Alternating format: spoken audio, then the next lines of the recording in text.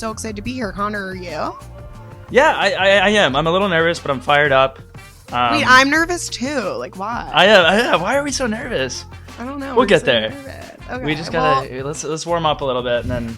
I know this is probably not a confusing duo, but it could be for some, like kind of two random TikTokers coming together doing this. But, I mean, but what you've failed to realize is that we've hung out once, so we know each other really well. Yes, and I know Remi like the back of my hand. Mm-hmm. We hung out once, and it was actually for 30 minutes because Connor put me on a time limit. So, and then I see Connor, in New York City lately, hanging out with a bunch of people. Didn't look like they had a time limit, but it's okay. Anyways, we did bond in those 30 minutes, and after those 30 minutes, we decided like we're gonna do this. And Remi, some of the best things happen in 30 minutes or less. That is true. That is very true. Connor, how about you tell everyone how you got started on TikTok? Because you started way before me. I don't know if way before me, but definitely before me. Yeah. It was April of last year. Got laid off for the second time post-grad. And then, started posting like a dummy on the internet and just like putting it all out there because I had 4 followers, and then woke up one day and it was 100,000, and then the rest is history. And now we're here and meeting some of the coolest people ever, you, and now we have a podcast together. And what about you? Take the baton from my hand and take us home. Actually similar.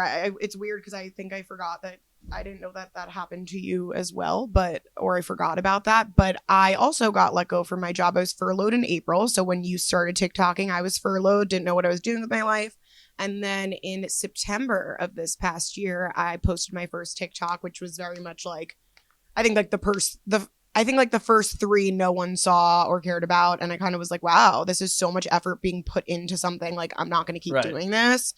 And then it was like the 4th one that I did that kind of blew up, started my whole little series of doing the realistic hauls. And it was history from there. I thought I was going to go back to a full-time job. And now this is my full-time job. So it's crazy. And look at us now. We've got this pod up in the air.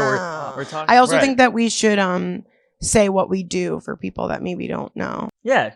So Connor, what is your thing on TikTok? Do you have a niche, my or do you kind Remi? of your shtick, or do you kind of do like a Well, little bit of Remi, everything? my shtick. Now that you asked what my shtick is, I don't have one. I wish I did. I think I'm a work in progress. I say that all the time. I think the closest thing it could be called is maybe stand up. I talk to the camera. Sometimes like I'm experimenting a little bit with being like, acting a little bit, but at the end of the day, it's like, okay, I just, it's just realistic, like stream of consciousness type stuff. I talk and talk and talk, like I said. That's why this podcast is going to be so much fun for me, because I don't have to like stop talking. I can just blah, blah, blah, blah, blah, blah, blah. Yeah, there's no limit. Yeah, there's no limit. I mean, the editor is going to have Jason smooches, going to have the time of his life with this one. But Remi, tell me about what you do. It's amazing what you've done so far, but I tell everybody who may not know what you do. Thank you. Well, when going back to what I said before, how my 4th video is kind of the one that went viral, I do realistic hauls, which I would say is kind of like my main thing and my niche. Your shtick. My shtick. And that is me kind of getting clothes from a specific retailer and trying them on, and not only showing the good that fits me, but also the bad that doesn't look good, because I think a lot of people on social media only show the good. Right. And I like and I want to stay true to myself and realistic and, show people what it's really like shopping as a female. I would say I definitely have way more of a female following, but I do have those select few men. You're one of them, that, follow me and like my content. So, I've been doing this for only like 9 months now, and you took the world by storm, Remi, as you should.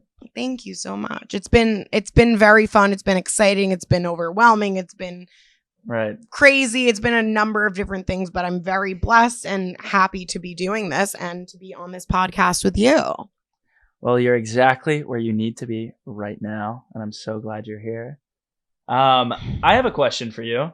How much of your TikToks, I know it's a realistic haul, how much of your TikToks are reality and how much is is kind of like not an act, but just like a persona or an exaggeration or like I don't know if it's a percentage or like 0 would not be reality. I really Love it. truly stand by that.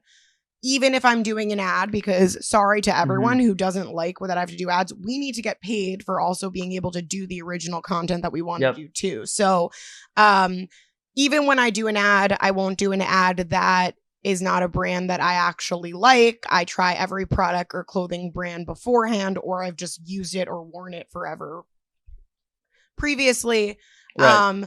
But everything I do, I keep realistic. That's why I call it realistic hauls. That's why I just like consider myself not even like a body positive influencer, but a realistic content creator, because I do feel like the Remi that I'm putting out there on TikTok or Instagram or any other platform is just me being who I've always been. And I think my family and friends, you know, reminding me of that and saying like, we love this for you because you've never changed is what I want to just like stay, is what I want to keep the way it is. Like, I don't want to do anything differently, and I'm not going to be someone else. And I think people followed me for that reason. So I would say 0% of it is not realistic, and I want to keep it that way. What about you? It's all fake for me. Yeah, 99% is fake. What about the 1%? The 1% is all me, baby. Mm-hmm. No, it started out, like I said, it was like the universal truth thing.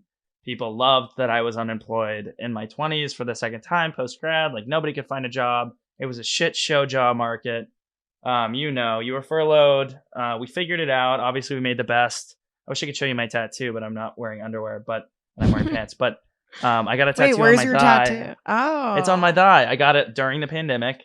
Friend got a tattoo gun or during lockdown, and I got "could be worse" tattooed on my thigh because I love you know that. what? Yeah, I mean, like, TikTok was taking off, quote unquote, but like, you know, like we didn't like you worked corporate, I worked corporate, we worked in whatever, and it's 9 to 5, and this whole like, oh, we're making videos, it didn't make sense. Like, I'm like, oh, I'm not, but now I understand that this is like, after talking with people and seeing it grow, it's like, oh, we're providing almost like a public service, and this is like important, and people need to hear certain people's thoughts and need to see realistic hauls because it helps them, and like they enjoy it, and like this is something that it's content that they're consuming and they enjoy it and they love it and they would pay for it, and we're providing that, and it's awesome, and people love it. I'm excited for the conversation we're about to have. I'm excited. We've got a bunch of fun stuff coming up. I'm excited to talk to him. I'm excited for all of this that we're doing. And, once people start listening, which hopefully is now,